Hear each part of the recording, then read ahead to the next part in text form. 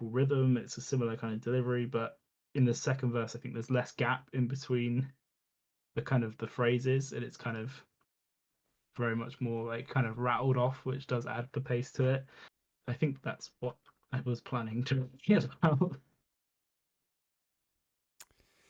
You know, I will say I don't think I felt particularly strongly about this song. It usually slid off me, probably not too dissimilar to Strawberry Ice Cream in Malibu on the back of a spoon for two.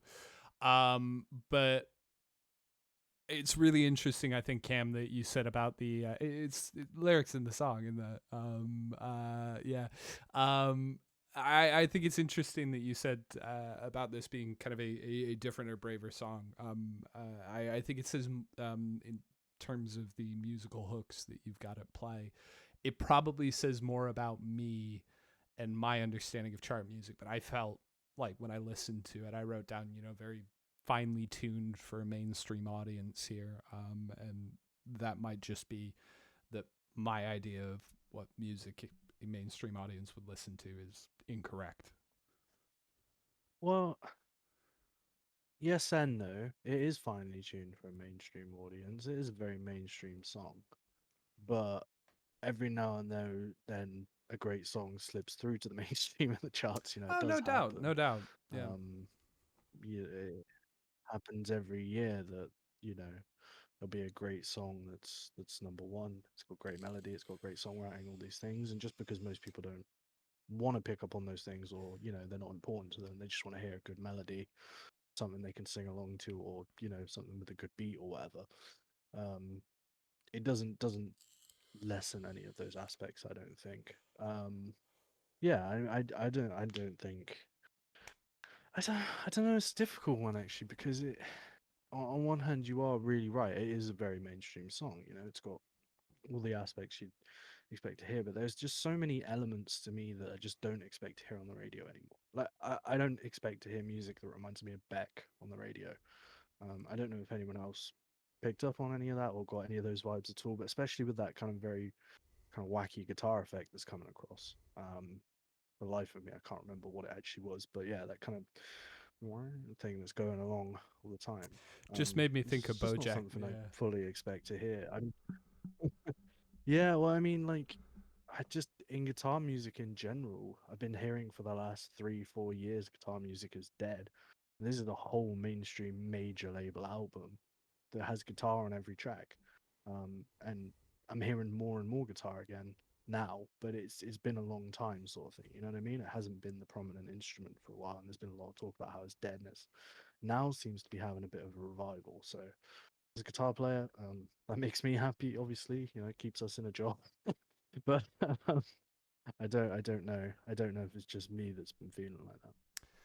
No, no, and look, I just want to make sure I'm clear. The song didn't gel with me. It didn't gel with me because I felt like it was mainstream. I don't think that that is a reductive term because, as you say, there is a lot of really, really good mainstream music. Our album of the year last year, You and I, was one of the most mainstream albums because you can hear it everywhere. I fucking heard one of the songs in Tesco the other day walking down the aisles, and it's just like, hey, look, music I like. It's on in Tesco. This is great. So I don't say that to denigrate it. I think just a separate point there. But hey, if I wasn't too bothered by Deja Vu, let's move on to Good For You. Third single off this album. Another inverted expectation point on this album. I'm going to kick off here by saying that I love this trend of mainstream music taking so many cues from mid 2000s pop punk and emo at the minute. I want to ask you a question quickly before we go any further. Are you saying you liked this song? Yeah, and I'm gonna cover what I think you're gonna say because there is a very easy comparison that I think you can make, but I think I might go in a different direction with it because hey, I'm revisionist on all of this stuff, and I'm never gonna say I really like you know who. You know what I'm gonna bring up, so I I just know, wanted to make yeah. sure. I know exactly what you're gonna bring up. I We've do. all written down the exact same band and probably song, haven't we? I'm really curious to know whether either of you guys wrote down the other one that I wrote down here as well. But I also wrote that band down. Um, this trend of pop punk and emo, right? It's something that I think Travis Barker gets a lot of blame or plaudits for, depending on what camp you're in. Um, I'm not sure whether I've said this publicly to this point or not, and I realize that I'm probably, even amongst the three of us, shredding the minuscule amount of credibility that I had coming into this stream, the little bit that I had left after Van Weezer. Um, but I'm gonna confess this anyway. Like last year's Machine Gun Kelly album, "Tickets to My Downfall," was genuinely, I think, one of my favorites of last year, and something that I ended up listening to a great deal. It could have been released by Fall Out Boy in 2004, and obviously, it feels on the nose. That album feels like very obvious in a lot of places, but there is so much creativity at play. And seeing some of the biggest names in mainstream music make the music that they want is such a joy. Um, I don't think that either of you guys would enjoy that album based on our conversations to this point. I would implore anyone who hasn't heard it to check their expectations at the door and just stick it on. See if you enjoy the ride. I think for you guys, maybe if we talk about like Willow Smith's Transparent Soul, which was recorded with the aforementioned Barker, and incidentally, Driver's License actually was covered by Travis Barker a few weeks ago with JXDN. Um, anyway, how that all relates to this song, I heard Good For You on one of those playlists last week. Hadn't connected that it was Olivia Rodrigo at the time. God, was I surprised when I reached this point in the album and that song came on. And yeah, really, really enjoyed this. You get that in your face pop punk inspired pop. And the reason that I asked you that question, Matt, is because I'm a huge fan of the band Paramore. It's an And obvious, that's who obvious thing Brad's to gonna say. mention. Yeah. This song sounds like. And I know very much, and for a matter of fact, that you do not like and enjoy the music of Paramore. And there's nothing that you can say about this song that will ever take away from the fact that it's straight out of the Hayley Williams playbook. It is a Hayley Williams melody. It sounds like Misery Business. It's a great song, don't get me wrong. I absolutely love Paramore and I love Misery Business. There have been many nights I've been at emo night at Coalition in Brighton, and Misery Business has come on, and I've embarrassed myself as a 24-year-old man singing all the words to that song. I was 24 then, obviously I'm not now. I'd still do it though. Um, and the harmony and melody is just straight out of Misery Business. There's no escaping that fact. It might seem lazy to say that, and it might be the obvious thing to say, but it's inescapable. I don't think anybody could hear these two songs and not relate the two. I straight up loved this because I love Misery Business, and I don't think if you love Misery Business, you're ever going to dislike this song. There's so much angst and nostalgia that comes to me when I listen to this. I'm coming this song makes me feel like I'm coming home from school. I'm putting Kerrang on, and that video is there. That now controversial video from Paramore. Um, eh, it's right there in that time and place, and it's exactly what you were saying. There has been that revival of that kind of thing. I just want to say, actually, I love the bridges she writes. I don't think we've spoken that much. We've mentioned it a few times, but she writes really, really great bridges. Um, we got that choral vocal straight into that stripped back vocal, build into that kind of muted chorus, and then into that full chorus, and it's just absolutely phenomenal because it's kind of got that four places where it could naturally just go back into the big chorus, but it never does until that very last one. You've got like four places where it builds into that, and it's great songwriting. It just keeps you on your toes almost always, and that's what a great pop song should do, in my opinion. Yeah, so like I said, Paramore comparison makes a lot of sense, and it's obvious, but I don't think it's lazy to say that. Um, I'll just throw out the other direction that I thought of on this track, not because I was trying to, I was getting my defense ready. I knew the prosecution would be on it today as soon as I talked about how I like this song, but um, I think part of this is because I'm coming from a place where I'm listening to a lot of these revival type songs, as you termed it there. Um, I wonder whether a better comparison might be something along the lines of one of the more guitar-driven Florence and the Machine tracks, or maybe something else that's starting to skew a little more indie as well. The Florence and the Machine stuff comes to me because I think Olivia really lets loose on this song in a way that you don't see in a lot of other places on this album. Um, and like I say, I think in places compared to some of these other revival type songs, it does start to skew a little bit more indie. I think it's the obvious next step for the pop punk emo revolution that's bubbling away as everything is cyclic in life. And part of that might actually be down to the producer Dan Nigro, who he has a background in as an indie artist himself. You can tell that he is at home musically on this. And that's the case I think for the other guitar driven songs on this album. Yeah, there are these kind of indie like connotations, and like certainly tonally and sonically it does lean more towards the indie, but like Cameron said, we've all written about it, we've all mentioned it. This is very much a misery business kind of. It's misery business, and I'm here for it. Yeah, like that song brings back a lot of memories, and a lot of them good. It's very well done. It doesn't feel like a cheap knockoff or like a cheap cover or anything like that at any point. Again, probably more of an homage than anything. It's clear that like that Hayley Williams delivery and vibe has an influence here. And it's clear that it's like well respected. Um,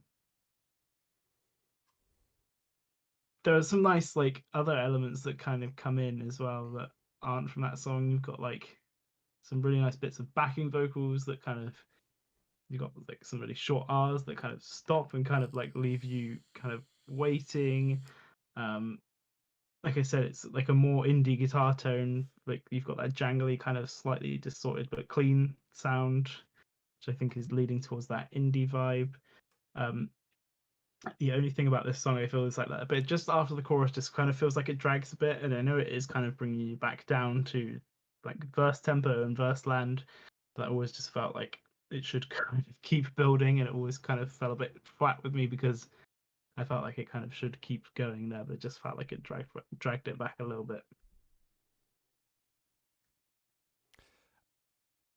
Not maybe my favorite track on this album, nor is it maybe my favorite track from this, new with a U rock movement. Um, acts as a great palate cleanser, I think, on this album. We've just had a couple of slower songs. We've had a couple of, much more intimate songs too. And then, as you say, a misery business esque song comes and gets you here. But, it's a lot of fun, And, that's a word that all three of us used and thoroughly enjoyable there. It's a testament to what a great artist Hayley Williams is. As much as obviously you'll disagree with that sentiment, that that intro to the vocal that she does on the chorus is almost her trademark. It just sounds straight out of a Paramore song, and I think that's probably what gives all the Ms. Biz kind of you know what I mean? Gives all the Ms. Biz vibe in it. Because Yeah, I mean, it does, doesn't it? Straight away, you think Hayley Williams, and you think of that song because of the way that that chorus opens.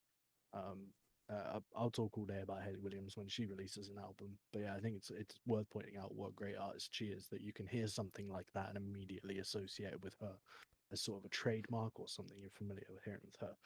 And what you're saying about a palette cleanser there is also, I think, a really great point. But I didn't really think about it in terms of a palette cleanser at this point. I thought about it in track listing terms in terms of the next song, because the way it moves into that, I thought really, really clever placement in the album. No doubt, no doubt, and I think we'll move on there in just a second. Like you can't argue that you hear anything other than Hayley Williams in a few places. You know, like I think especially it's that like baby, what the fuck is up with that? Uh, like line that you got there. It's very much delivered in that way, isn't it? But yeah, I mean, okay, so let's move on to Enough for You. Cam, I've got you with me right now. I've got Brad back with me as well. Fantastic. Hello. So I can serve this question up to the both of you. Um, who wants to speak to one of the two things that we can explore about the titles of this and the previous two songs? Is it either I the see. I Sorry, go on, Matt. You finish first. is it either that we have had three titles ending in VU, you, and you in a row? Or is there any potential significance of going from a song which used the numeral 4 followed by a letter U in the title to a song which spells out FOR space YOU on Enough for You? Yes, I thought this was very deliberate. Sorry for anyone watching. We've got a bit of lag on our end if we keep talking over each other. So I think Matt's done talking. He thinks I'm done talking. So we keep talking over each other.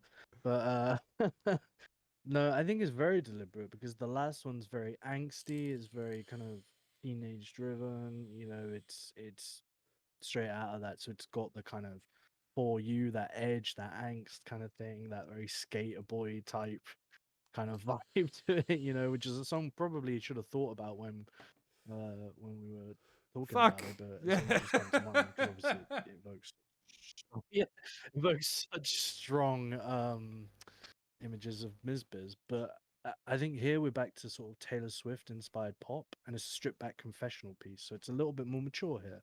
You know what I mean? That the lyrics are really great here. You've got someday I'll be something to what's the line? Someday I'll be everything to somebody else. You know, really great, smart writing like that. And it kind of feels like that was a deliberate. This is my angsty song. I'm gonna go with the four and the U. This one's my mature ballad. I'm gonna go for the four and the U in a different stylization. Maybe we're looking too much into it, but that's what it felt like to me. Um, yeah, I think with this song we're back to sort of Taylor Swift inspired pop, really. Acoustic guitar accompaniment. Um, I don't want to be condescending and mention her age a lot, but how the hell do you craft an album like this at the age of 18 is actually quite insane to even comprehend to me, really. It's got turns, it's got ups, it's got downs. It's just got great placing. This, after the last song, Good For You, is incredible choice, really.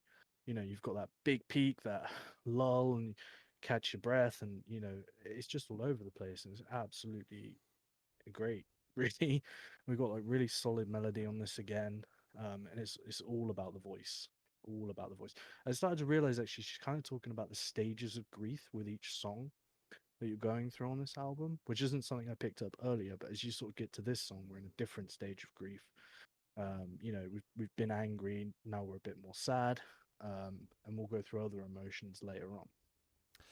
That maturity is so so clear on this song. The lyrics were the one thing that I wanted to talk about really on Enough for You, right? We've spoken a little bit about it already. You know that I think there are places when this you know focus on teenage romance and things like that can slide off my back a little bit. But more often than not, it's being done in a very clever way. And Enough for You was one of those tracks that makes me sit back and think every time. Um, like teenage boys are such fucking assholes, man. For real. Like between you found someone more exciting the next second you were gone, you left me there crying, wondering what I did wrong, and don't you think I loved you too much to be used and discarded? It's just fucking brutal, and a scene that I know is played out too many times in school when we were younger, and repeats itself in high schools to this very day. Like, just stop being dicks to girls and women, man. It's not that hard. Her brutal honesty sells this track for me. There's some really clever moments, like you said, Cam. The one that stood out for me was, I read all of your self-help books, so you'd think that I was smart. And then she follows that line up with stupid, emotional, obsessive little me. It's so standout. Those are all terms that you would never think about yourself being unless you sat down and read a really condescending self-help book. It parrots the themes that those books portray, but yeah, so well written lyrically. It's such an immensely confident album for an album that talks so much about insecurity, like musically and lyrically, especially. Kind of musically, this one is more of like standard kind of ballady fare. I think you've pretty much covered off lyrically what I was going to say. Um, Again, it's a really nice example of not being sterile. At no point in this album does anything feel sterile or like it's exceptionally well produced, but it's not overproduced to the point where it kind of takes any life out of it, and it really fits with a song like this. Like you need that kind of natural energy. She's obviously naturally got a great voice. She's obviously clearly very talented, and it's just another example of kind of letting that shine through, really. Yeah, like I said, it's not overly sterile. You've got even the guitar part, you've got like string noise, even someone like the sound of someone picking up the guitar kind of coming through. It's obviously very deliberate, but it sounds really great.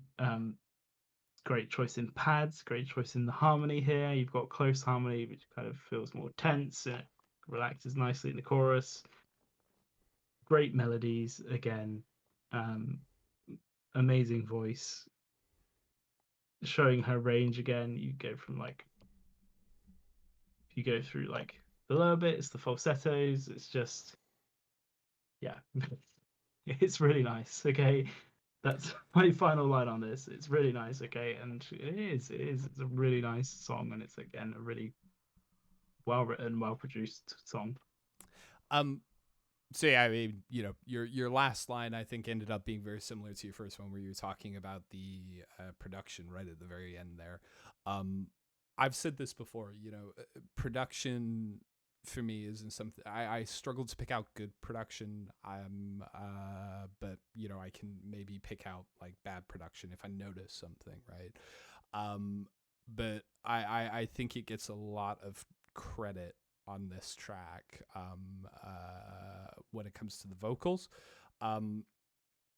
Some of the sections where Olivia is really pushing benefit from the music fading into the background a little more to just help them cut right to the core. I think it's really well done there. Really well done. Great.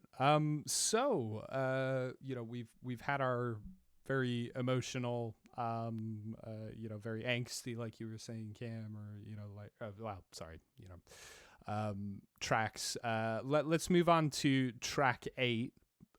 Brad, are you ready to feel a little bit happier? I would be. I would be. This is. I don't think this is what this song really goes for. Again, it's another kind of ballady kind of vibe, isn't it?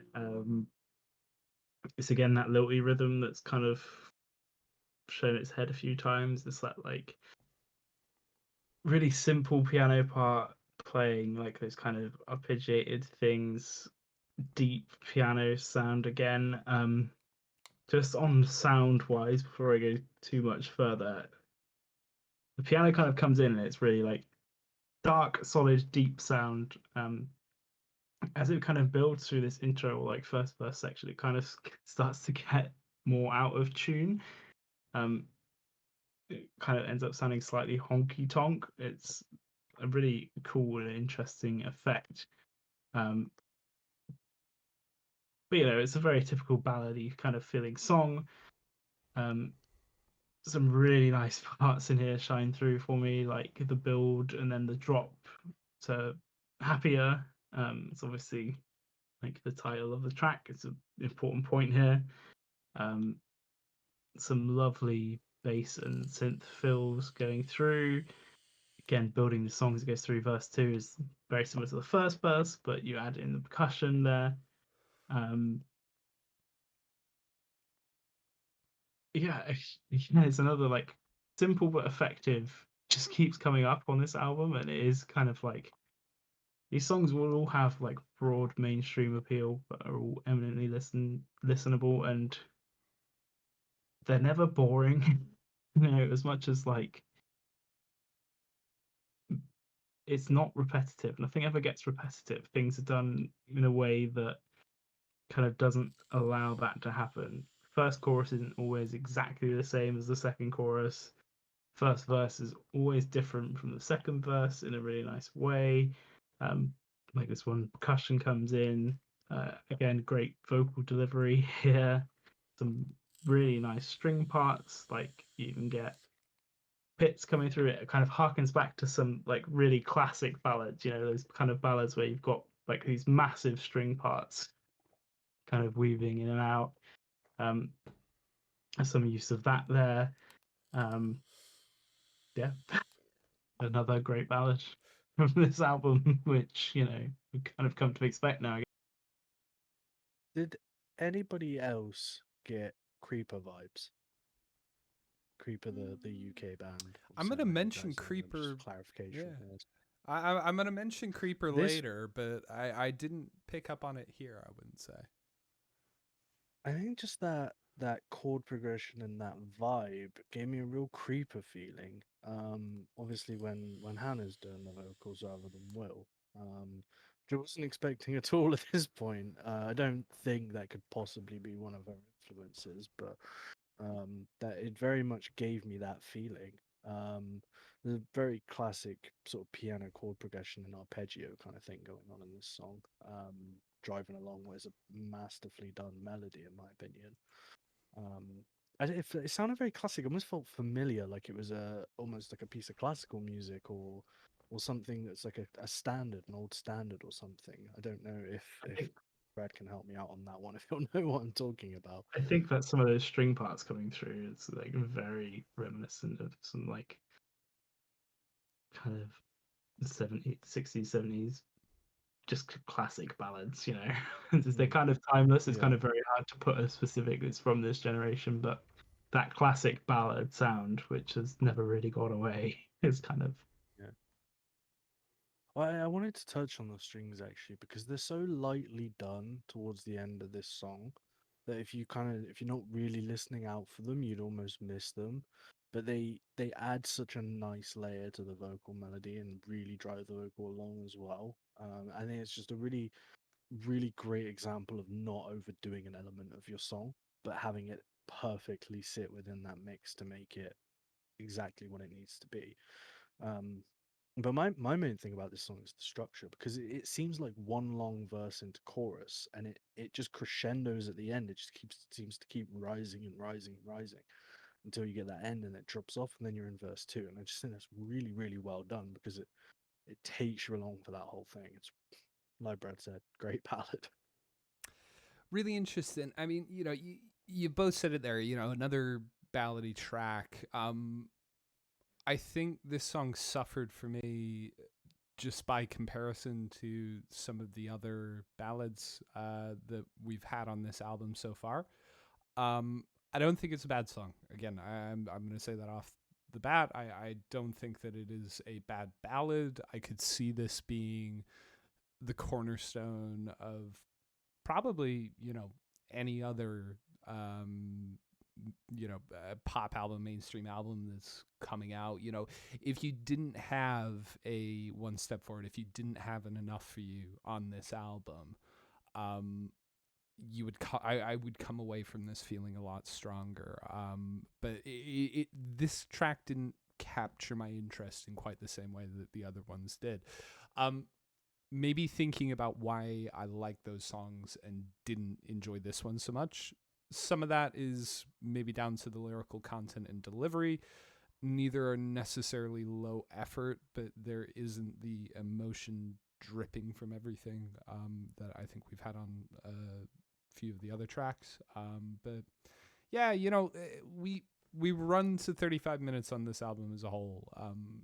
This is maybe as close as we get to filler or something that I think could be a B-side for me personally. But I think it's only held back in comparison to the other tracks that are on here, and the way that we've done some things. I don't necessarily disagree with you. I think it's probably at this stage in the album one ballad too many. I think maybe it would have been better suited to have a faster, more upbeat song here in its place, because there are other ballads, of course, that come on the album. But this just felt like the wrong place to drop into another ballad. We just had a very ballady song. I feel like we could have done something different here, and it maybe would have been a bit more interesting. Doesn't take away from the fact that in isolation, it's a great song on it on its own merit. It's just album positioning, maybe showing a bit of naivety. Maybe a producer could have helped her out a bit more and said, maybe let's not place that one there. Let's do something different here. But or change the song in a way that stops it being that. Who knows? I mean, it's not my album, so I'm not going to tell her how to structure it. But that's what it felt like to me. I'm gonna tell her right now. You should have put some pop punk here. More pop punk. I wanted more pop punk. No, like you say, More Ms. Biz. In isolation, good song. Just didn't hit quite right for me. But that was just me personally. So let's move on to Jealousy. Cam, what are you thinking here? This is such a good song. I love this so much. This song reminded me, and I think I've probably played this to you both at some point, but there's a Canadian German artist called Alice Merton, and she has a song called No Roots. And the bass line from this and the groove and everything like that is so reminiscent of that song. It's so catchy. It's such an earworm of a song.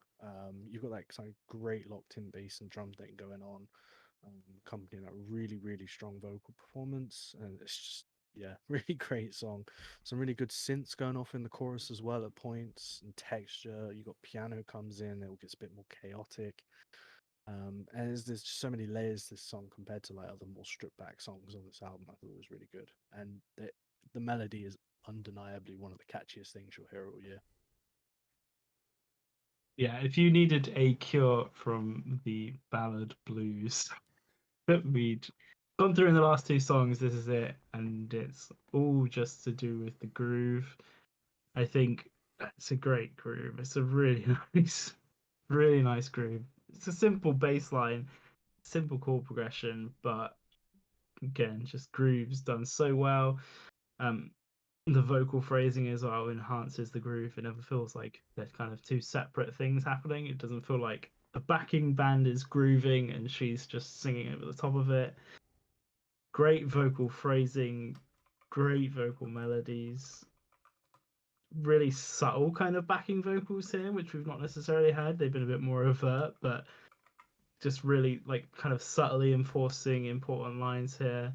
Um, really, really nice amounts of fuzz. You kind of get back to that saturated vocal feel in some places, which it's a great sound. She does it really well. Got some really cool like piano stuff going on here as well. You kind of get into some. She's talking about jealousy. You get into some like atonal piano stuff.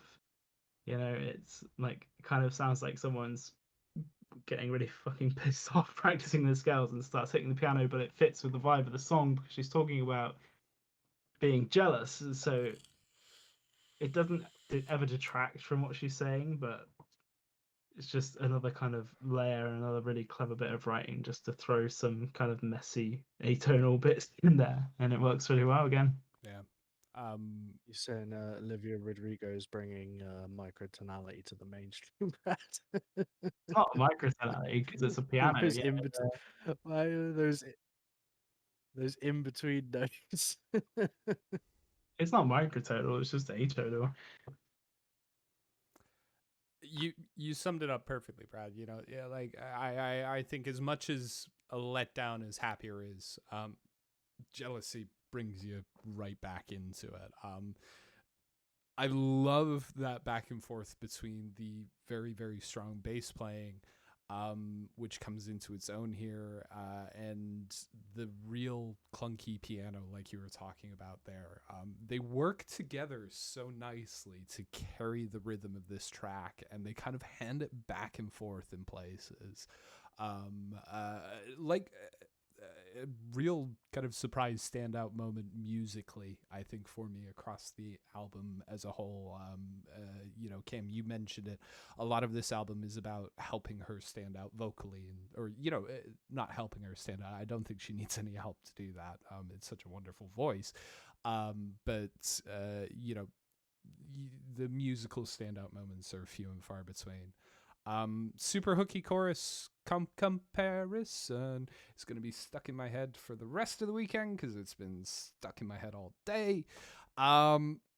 Lyrically, I mean, I want to just say, you know, I've given her a lot of credit tonight for standing out and, you know, communicating some very strong messages to a wider audience of people that need to hear them.